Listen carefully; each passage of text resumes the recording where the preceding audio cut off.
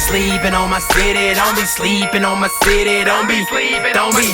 Don't be sleeping on my city. Don't be sleeping on my city. Don't be how we get down. Don't be sleeping on my city. Don't be sleeping on my city. Don't be sleeping. Yeah, what it do? It's your boy Bodine, and you are now tuned into another episode of StlVsErrbody Season 4. I have a legend in the building. Made some of the records that you dance to in the clubs, to Nelly, to Murph, to the Ticks, to a whole bunch of dope ass artists that, you know what I'm saying, you love and used to rock with and still rock with to this day. My man Koko, the monster from Basement Beats. What up? What's good with you, man? Oh man, just staying busy and doing my thing, man. Just, every day getting at it. Yes, sir. Well, first and foremost, man, it's an honor to have you on the show. Definitely done a lot for the city.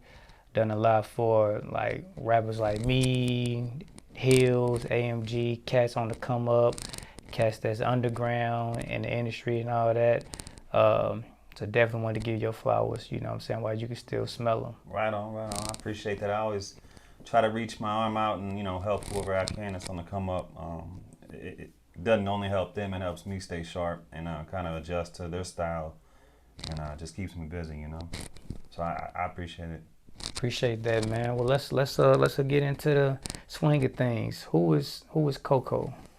Man, Koko is a cat that grew up not even knowing he could do music, I grew up wanting to, play baseball and be a firefighter or have other aspirations. And then, I fell into just loving music so much that, my mom used to not like me playing the music that played loud on the boombox. And then where we grew up and hung out at, it was a music mecca. Like everybody just had a melting pot of different artists and stuff they liked. We used to go to Wellston Flea Market, buy the $2 mixtapes, burn tapes, give them to each other, learn on the new artist. We used to really rock with labels when we was kids. Like I used to buy everything, Rap a Lot. Other cats would buy nothing but, New York or whatever. So basically, man, I just grew up loving music and didn't know it was real until I got with a couple friends that made it happen for me. So that's basically who I am. As far as the music side of stuff. But yeah, just a kid with aspirations, man, and just the love of music. What was life like for you as an adolescent? Like I know you said you went to the Wellston flea markets and everything. Did you stay around Wellston? Nah, I grew up in Overland. Okay. Right there, like basically Page and Woodson area. Yeah, all my life pretty much except for like 1 or 2 years. That's where I've been. I went to Rittner, came up. I didn't have a father figure. Had a stepdad that I didn't get along with at first, and then it grew into something that I respected later on in life. Yeah. Mom went through some hard times. I grew up around a lot of knuckleheads. Probably shouldn't be on the right path that I'm on. A lot of people always ask me like, how'd you do it, or stuff like that, and it's just common sense, and just having, like I said, just ambition. So that's really all it was, man. What got you into music? So growing up, just, watching Young TV raps, watching The Basement with Big Tigger, just around the group of people I was around, just kind of influence, what I'm saying? Like everybody just kind of shared their thoughts and who they liked and what was hit back then. It wasn't like the internet stuff where, you can log on. You actually had to go dig and find it or go stand in the line at Vintage Vinyl at midnight and, get the new album or whatever. So that was the exciting part for me, I guess just like freestyling and just kind of being goofy and funny is where it started. And then my partner J.E. at the time was a DJ. I met him and we just kind of goofed around and like recorded songs on like the 8-track or whatever. And, just freestyling, honestly, back then. I thought I wanted to be a rapper. And then, he started making beats. Wally came through. We was at Saints, and basically that's where the real start of it became. Is that so? I know in Saints, 'cause that's where Nelly used to record and stuff too. Right, they had the studio there. Yeah. Were you pursuing like a deal and things also No, prior, or you was just rapping just because you just had a love for it? I just had a love for it, and that two of my best friends was doing it, or at least learning how to make beats, because they didn't know nothing about it either until D2. So basically, I was on the path. I didn't know what I wanted to do, because like I said, I was on my own at 15. So my sophomore year, I was kind of a gypsy. I was kind of like living where I could or whatever. So I really didn't have a thought process of this is what I want to do. I just kind of was, trying to get through school. Then what? You know what I'm saying? So I don't know, man. Like I had no aim with the music stuff, and I just kind of fell into it, and it was around the early days of everybody kind of crafting their style and learning how to do the MPC, learning how to play, recording, just working with different artists and seeing the different stuff they brought to the table. So, but it got more and more as time went on, of course. And then I guess after high school, right around 2000 is when stuff got serious. With like J.E. and the Lunatics, Wally. Stuff got real, and then that's when I was like, well, this could really happen. So I just kind of pursued it a little bit more. What made you get into producing? Was it because of like the success you seen from Country Grammar and everything? No, I always loved it. I just didn't think I could do it because I wasn't musically trained. And J.E. and Wally kind of like, they just basically sharpened their swords with stuff and was kind of just grinding and learning the equipment. I thought you had to be musically trained at the time. Yeah. It just looked too much for me at that moment, so I just stuck with trying to rap or write or, shop for a deal or whatever on that side of things. So basically, I got shot down on 2 deals. So when I got shot down on the 2 deals, and it was like almost major deals. One was with Loud, and one was almost with 50. So after I got like turned down on the deals, it kind of made me realize like, this might not be for me.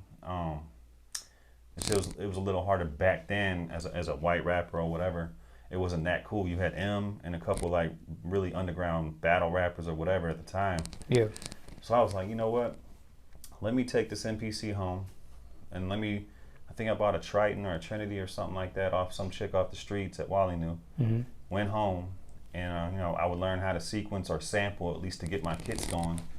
And of course I would call J.E. or Wally with like little pointers or whatever, or look in the book. Like I said, there really wasn't YouTube at that time. So, and just being around, in the studio while they worked. So that's really where I've always loved music and beats. Like I said, I just didn't think I was cut out for it because I felt like you had to know, you had to play like Beethoven or something like that. So I was like, nah, it ain't for me. But I learned early, you know what I'm saying? Were you around for the Country Grammar recordings? Yeah, matter of fact, the first song that I relayed vocals to was Country Grammar. Really? Yeah, me and J.E., one day we was at the studio at D2 and there was no one at the rink. No one in the studio, nothing was scheduled, and I think he was making it or had it pulled up or something like that. And we was getting ready to go down to Delmar and dig for records, but instead we stayed, and it was my first actual record. I was in the booth and recorded. So I still got that on cassette, matter of fact, but I'll never play it, you know what I'm saying? It's me and J.E. rapping, so we did the demo or whatever. J.E. ended up sounding the beat to somebody, and then Nelly basically heard it and did his version of what he did with it, and the rest is history on that one. So when did you get connected with Nelly, and Nelly was like, oh man, this dude got some beats, and you started making beats for him? I've known him since the day he walked in with the Lunatics. Ali was the first one we met, and then everybody else came in. So he's known of me being around. Some of the songs got placed on the Lunatics album that I was a part of with Wally. That's how he got his first placement, was with Boomty Boom. That was me and Wally's song. And then he got on from there, but I wasn't making beats until, like I said, I came back from, actually it was recording Free City. I went up there just to be a fly on the wall and just check it out, and came back home. And when I got back home, I started learning how to do the production side of stuff. And then I was in a band called Project Steadfast. And we basically, J.E. was in the group, me, Jimmy Hargrove sung, did the singing. had a couple other buddies, Matt and Jeremy, and we had a group. And our first song, Nelly was like, "Yo, this is a thing. Y'all got to be a group." And so we kind of got excited about that. Jay got serious about it. We honed in and did like 30 songs. Damn. And then it was one of them steadfast sessions. Nelly and Ali came over and kind of was going through Wally and J.E. beats one day. And I was in the studio and I was like, "Hey, I make beats." And this is like after an hour or so going through Jay and Wally's beats. They were liking stuff, but nothing like really hit them. And I was like, "Yeah, I make beats now." And they're like, and I said, "No, for real, I'll go grab the CD real quick." So I went and grabbed the CD and I played it, and the first track was Tail Feather. And then they stood up. I didn't know nothing about the movie, so the siren and stuff like that, that was just the intro. I had no idea. Played it, they jumped up, all excited, and I didn't really think much of it. I just thought, yo, they dig the beat. And they, next couple of days, I got a call from Jay saying that I had to be on a plane to New York. So I was just like, "You're lying." You know what I'm saying? Like, no, it's for the Bad Boys 2 soundtrack, and it's with Puff. And, I barely knew even how to track out a beat at that moment. That's how new I was. So, did that, went up there, they recorded it. I got to be a part of the whole process. So that was a real dope experience. And somewhere that's on tape, because Puff had a video crew with him at that time. I'm talking about the big videos, not the phones, and he changed outfits like 4 times, and he was getting fed grapes. He had like 5 two-ways going off, a dude in the corner writing his verse, and it was just surreal, man, just being in that studio, being a fan, like whole Bad Boy movement, like like Mace and Biggie, and that's where they recorded their stuff. So I was kind of like, I couldn't believe it. After that, like, so when you at the Tail Feather, I'm pretty sure you was in high demand as a producer. Who were some of the artists that you got to work with after making Shake Your Tail Feather? Man, when I landed Tail Feather, there was a bidding war on my publishing deal because I didn't have a publisher. Shakir Stewart, R.I.P., he was the one that actually signed me with L.A. Reid. And dude, I wasn't even ready. I had like 15, 20 tracks, something like that, just sitting around. And they were calling me about, "Yo, do you have stuff for Usher? Do you have stuff for Beyonce? Do you have?" And I was like, "Yeah." And no, I didn't. But I was gonna finesse it and get in the rooms, or at least meet the people and try to do what I can do. But yeah, I was running, man. Like, I think my first session, like outside of the Lunatics or outside of Tail Feather, probably was with, I think it was an Usher session. They had me remake a song. It was a Marvin Gaye song that they wanted me to redo, and I did it. And it never got used, but he recorded to it. So, I mean, that was probably the next thing, and that was kind of unbelievable. It's like, damn, I'm with Usher. You know what I'm saying? So, at that moment, I was like, yeah, this is for me. This is gonna work. You know what I'm saying? And what was cool about me making it was everybody in Basement Beats had their moment. You know what I'm saying? They had their come up, their 8 Mile situation, and then they got a deal. You know what I'm saying? Like, so we could make one hell of a documentary if everybody sat down and really got into it. But yeah, it's just kind of crazy. Three kids growing up, same love and just being happy making music. Each had their moment. You know what I'm saying? So it's a really dope story, man. So. That's dope. All right. So you did the Tail Feather, and then you got in sessions with Usher and other big artists. What was your favorite artist that you got to work with? Favorite artist on the major side? On the major side.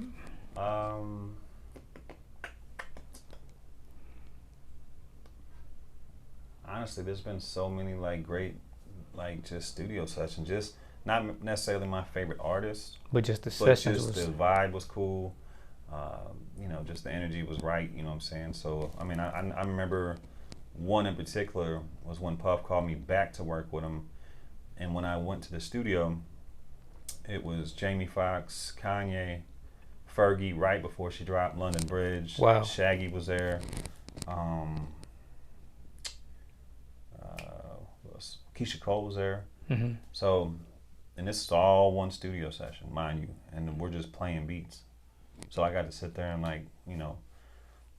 basically showcase what I had in front of all these, great people like Kanye. I looked up to Kanye, still do. I think Kanye is a great producer, great artist. I think he pushes the envelope, as far as what he does with social media and, just being out there. But at that time, it was just great. You know what I'm saying? I felt good about that moment. Like this is surreal. You know what I'm saying? Like I'm here. And like I said, it wasn't even Fergie at the time. It was Stacy, and it was the girl from the Black Eyed Peas. So it was like, and everybody was cool. Jamie Foxx had me laughing. I mean, Kanye and Wally kind of got into it. Not into it, but like Wally and Kanye got a history from when they did Ali's album. And when Kanye went down there and was a part of that, Wally was like basically driving him back and forth to the studio, hanging out, stuff like that. And then Kanye acted like he didn't remember. So Wally's like, dude, I spent 2 weeks with you, or whatever amount of time was. And he's like, you don't remember me? So they kind of did that. He's like, all right, it came to that moment. Like, it's cool. So, but that was one of the best ones, I think. Just because there was so many people in one room. Is it more pressure? Like, well, once you drop the, that platinum record, is it more pressure to stay consistent and keep that level of, hits coming out? It is. I mean, once you start getting to that level, you're expected to do a certain quality. You know what I'm saying? Maybe even you have your own niche. Like, what does Koko bring to the table? Why is he in this room? Or what am I looking for with him? But yeah, going into a room with people you listen to or look up to, and you got to play beats in front of other people that are serious top line writers or big time producers. It's a little nerve wracking because it might just not work for them. They might be like, yo, that beat's it's tight. It ain't for me. I've had those moments where it's like, damn. Or I've had moments where you play it and everybody erupts. So I feel it's a lot of pressure, man. They expect a lot from you. Yeah. So you've been in the game for 20 plus years, still moving and grooving. And a lot of artists and producers, they just got like a couple hot summers, then they, fade away. How do you remain consistent, and still keep going? I mean, I love making music. So if I was working regular jobs, not making really any money off the stuff, I think I would still be finding time to make music, or at least creating with other artists. A lot of it, like what keeps me new and keeps me excited, is collaborations with other producers. I got a handful of people I go to for certain things that I know they're great at. So that keeps me on my toes. Working with new artists always keeps me on my toes because, especially with somebody I like that's coming up, that's on the come up, they're just more, I guess, more acceptable to like some of the production tips and some of the directions. And you get to break with them early, So if something does come out of it, hopefully they'll come back and tap you on the shoulder and say, hey, you was riding with me from the beginning, so come on, So just those two things alone, just collaborations and working with new artists, I think just keeps me in the love of music. I know it sounds cliche, but that's really what it is, man. I think that's one of the qualities that I admire about you. Like, you always, like I said earlier, you just, reach out to artists on the come up. Even though, you got big accolades, you're still looking for new talent to work with.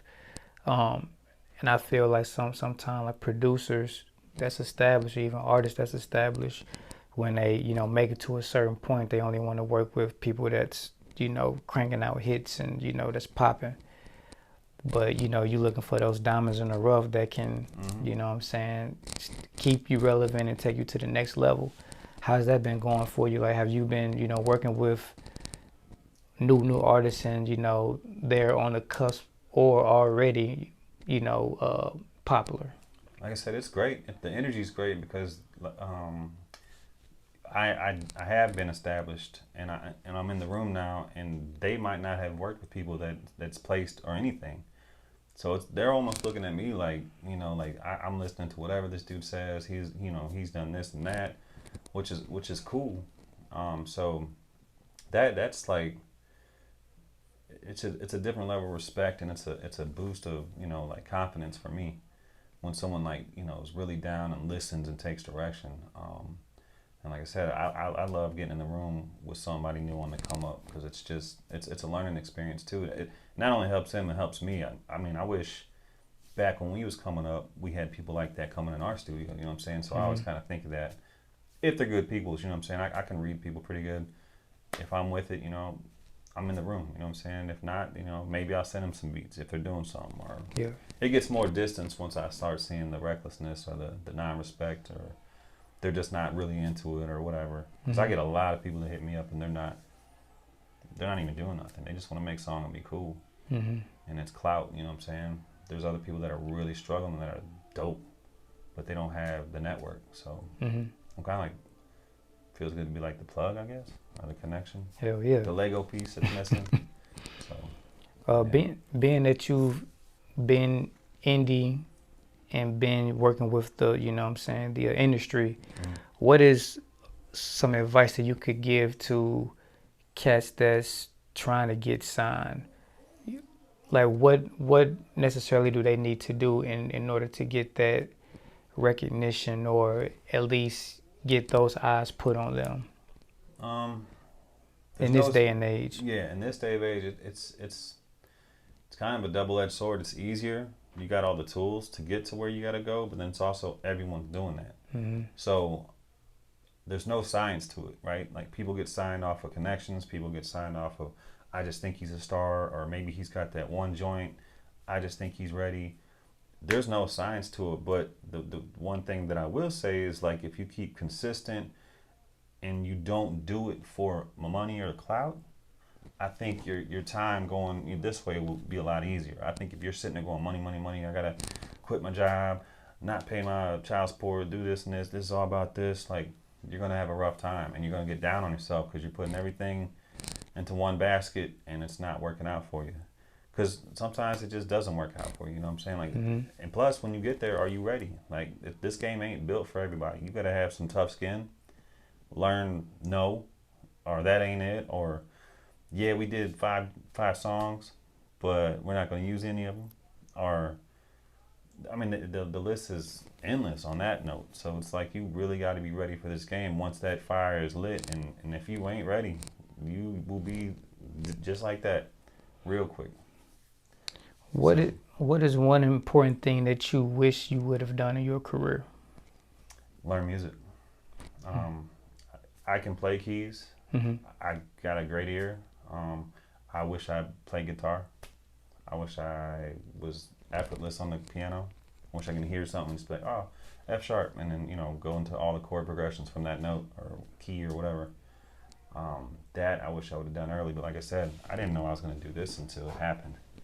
So, and when it happened, I really wasn't ready. As far as, you got a beat pack for so-and-so? Like, yeah, I'm lying, but I'm going to try it. I'm going to look stupid, I guess, or at least make that connection and try.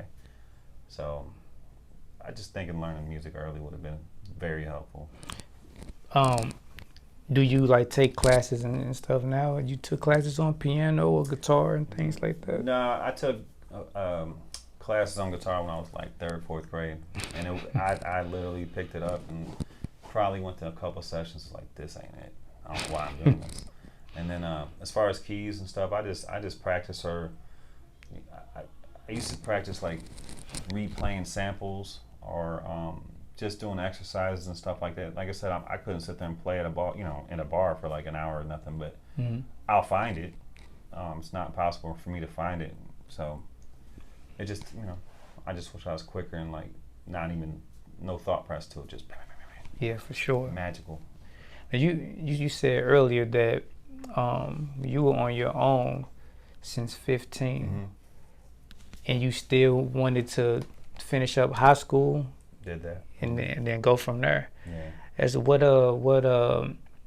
kept you motivated to like stay in schools? Me being a teacher, you know, I've, you know, experienced kids who are on their own, and school's really the last thing on their mind. You know, they're just trying to survive, find a place to stay, eat. You know, they come to school, they sleep. They ain't tripping off school. Yeah. and then, you know, they get off into the street life, and they start making money, you know, so, you know, they end up making more money than the teachers, or just as much, if, you know, they get lucky with it. Yeah. But what made you want to, like, stay on that positive track? Man, I couldn't even tell you. I know, like, when I was, sophomore year, when I was living with so-and-so or moving to this house or whatever, like, I felt like a gypsy. Mm-hmm. But, I mean, the thing that kept me going is I played baseball. Mm-hmm. I grew up with a lot of friends that went to school. Mm-hmm. On the other side, I could skip school any moment, jump my backyard fence, and that was where everybody hung out. 15, 20 people any given time.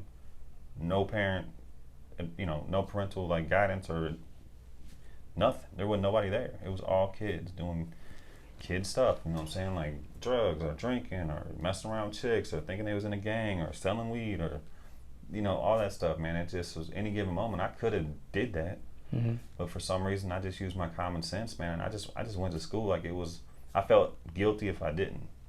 So that was one thing, and I liked being around, you know, the kids that I grew up with or whatever. Yeah. On the school side, so I don't know, just kept me positive and kept me honest. And where I was staying for a couple of those runs, like my senior year, I lived with one of my best friends to this day. He had a sister. We had to go to school. We was living in his mom's house, so there wasn't no, oh, you ain't just gonna sit around here. Mm-hmm. Like, you're gonna go to school. And it was right by school, so it's like, there wasn't no excuse. Yeah. So, I don't know, man, I guess just common sense and just feeling guilty about doing the wrong stuff kept me going. And then baseball, you know, you had to have a 3.0 or better. Mm-hmm. So that was kind of like a goal. Yeah. So, yeah. That's dope, man. Did you, if, I'm not sure if you went to college. Did you go to college for a little bit? No, I went to paramedic school, EMT and Oh, paramedic word? school, because I was going to be a firefighter. Okay. So this was during when all the stuff was happening with music. So I graduated EMT school, the basic, and then to be a firefighter in St. Louis County, you got to be basically a paramedic or an EMT, and they'll pay for you to be a paramedic in the county. City, they might hire you off the jump. You go through fire academy, but you're gonna have to get your paramedic. So it kind of goes hand in hand. And so when I got into paramedic school, I started doing all that and doing the clinicals and the writtens. And in my head, I was scared of failing in the field. Even though my grades were good, I wasn't bothered by any gore or any kind of, like, you know, accidents or anything like that. What bothered me was messing up. Yeah. And I was kind of like freaked out about that. So I was like, man, I don't know. I don't want to be a paramedic. I want to be a firefighter. And I had to link at Pattonville. My uncle was there. My stepdad was there. Friends of my stepdad that I knew were on the board. So I could have got at Pattonville, but they were telling me, like, look, you're going to be on the paramedic truck for at least 8 years. And I was like, I don't even want to do paramedic stuff. So right about that time, during that with AT&T and all that stuff, that's when music happened for me and I was able to leave. So, That's dope. Yeah, I took the city test though, and out of, like, I don't know, it was like 1,100 people that crammed into the convention center downtown. I took the written, I took the physical, and I think I was like number 187. And it took them 2 years to call me after I'd already built out here, and you had to live in the city limits at the time. They called me 2 years later when things were popping for me, and I'm like, man, I can't even. I appreciate it, but Yeah, it's too late it's now. a whole nother life now I'm living. So kind of wish I would have stuck with that, just to, because you can work 15 days, be 15 days off. You know what I'm saying? Still do that music, but you can also be putting yourself at risk. You know what I'm saying? And be fatal. Who knows? So I don't know. It just kind of works out how it works out. You know. How do you manage to, you know, balance family life with your career? So I know music's a hectic. It's sometimes as an artist, you know what I'm saying, we just need to be in that space where we just locked in and we can't have no distractions because we're in a certain zone. But then, you know, you got to do daddy duty, you know what I'm saying, husband duty, and you know, other things. How do you manage to balance that? Nah, I mean, I've been with my wife since we were kids, 16, off and on. So she definitely has balanced me or made me go into the right path. Because I don't think, like I said, 16, 17, when we were going through all that stuff with the house that we were all, you know, basically partying at all the time. I wasn't there sometimes because I was out chasing her or her friends or whatever. So I don't think if, you know, we would have been together early, I probably would have been somewhere else. So she kind of balances me out, and I'm on the right track. I don't do dumb shit. Can you guys? Yeah. We don't do dumb stuff. Okay. I don't do dumb stuff. But like, you know, and then once you have a family, you know, I had a kid at 21. So once that happened, it was like, man, there's no like messing this up over something goofy. You know what I'm saying? So it grounds me, honestly. Like, it grounds me. I could be doing a lot more, especially in this music business. There's so much that can go wrong, or, you know, being stuff that's thrown at you, and it's just like, man, I'm good. Keep it moving. You know what I'm saying? Let me focus. Let me do this. Let me get this, and go home. Whatever. You know what I'm saying? So yeah, I don't know how you balance that. It's just how much do you want it? You know what I'm saying? If I wanted to be goofy and just go out there and just do whatever, I could be in a different spot for sure. But good or bad, I don't know. Do you mentor like artists or like anybody that's in the industry? I think you would be a good like mentor, bro. You just laid back, cool, and yeah, you know, you got a good head on your shoulders. There's like meetings and stuff I've had with kids that are coming up, you know, and they do a bunch of Q&A kind of questions. I did a Pat and Bill mentorship with kids that were. It was a guy named Mike Peoples. He's a coach over there or whatever. He's a teacher. He did like a program with kids that were kind of troubled or whatever, after school programs. Obviously ours was the production side of stuff, and they came in and kind of, a lot of kids were interested in that stuff. So no, I haven't really took on like the straight role where I'm scheduled and I do it. But if there's, you know, somebody that's looking for to come up and they want some, you know, pointers or whatever like that, I'm always open. Like I said, that's a lot cooler for me to give out, you know what I'm saying, my experiences, or you could be doing this better if you do this or whatever, because like I said, I wish I had that when I was coming up. Yeah. You know what I'm saying? So what's next for Koko? Man, I'd say the last 2 years, year and a half, I've been really like running through the country rap lane. I got a couple really good friends that are artists.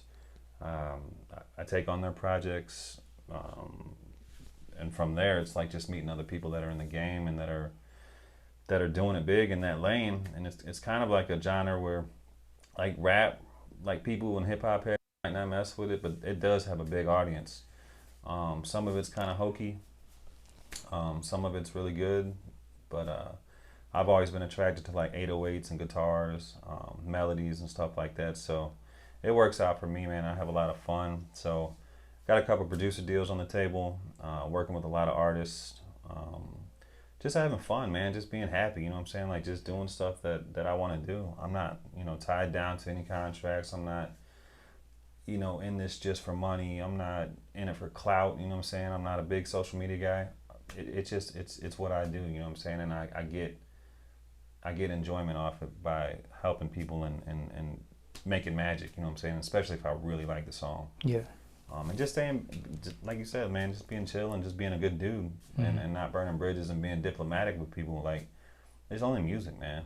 Like it's all it is, and everybody in the game can learn something from each other. So, yeah. What's next though? I mean, there's a lot of projects I want to do. I would like to work with like my bucket list of people, but you know, I'm getting there. Who's that bucket list, or you want to keep it on the wraps? No. I put it out. I mean, M is obviously one, and I thought that I had. I mean, I'm still cool with Royce and his brother. I'm just trying to make that happen one day. Jay-Z, Kendrick, Cole, you know, the greats. For sure. I would love to be in the room when Dre does some stuff. I have been in the room with Scott Storch for a few days and watched how he got down. So stuff like that, man. Like I really want to do some stuff on my list. But it's a big list. It's gonna happen, man. It's definitely gonna happen. What's a gem that you could give to artists on the come up?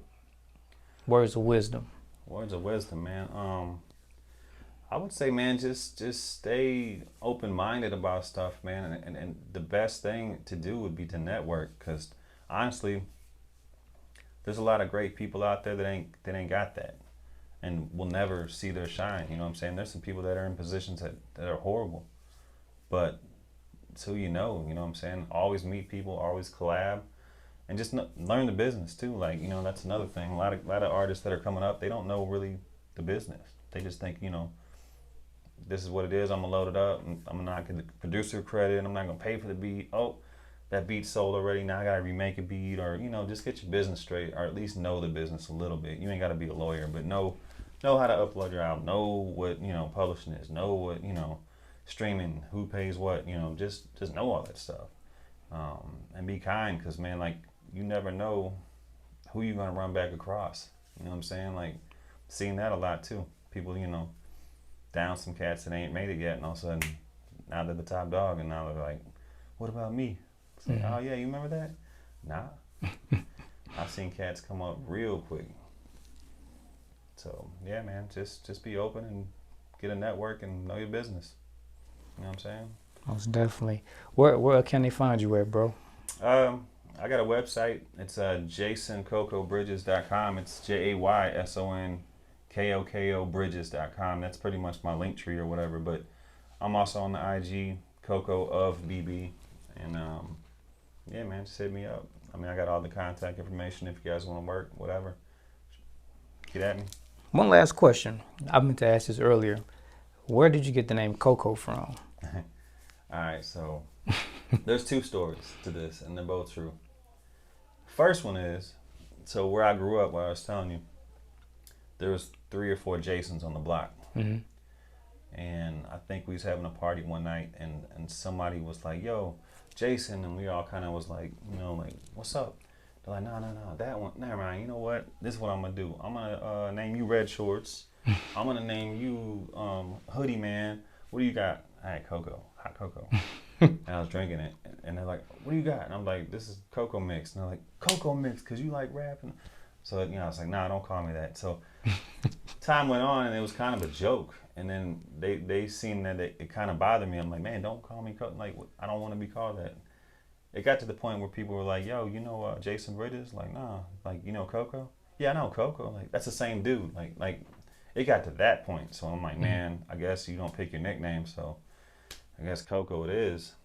But the spelling changed of it when we was at the same crib. Some cats rolled up and we're going to jump my homie. And they jumped out the car, and I just happened to have a wiffle ball bat. And I smacked the sleeves off this cat, like right in here. I ain't gonna say he was out cold, because he was kind of wobbling and took off. His friend took off. We was all chasing down the street. And that's how they were like, man, you knocked him out. You almost knocked the other. You almost knocking. Man, Koko, I get it now. It's KO. So it was knockout. So like, yeah, that's tight. So I like that version. But I don't go around with like, yo, I'm Koko. Like, it just, I never was attracted to the name. But once I got on, what I'm saying, I kept it on the plaques or my credits or whatever, just to show people I grew up with in school, basically. Like, told you. You know what I'm saying? So that's really all. Yeah. In a nutshell, you don't pick your nickname, man. So You definitely don't. Yeah.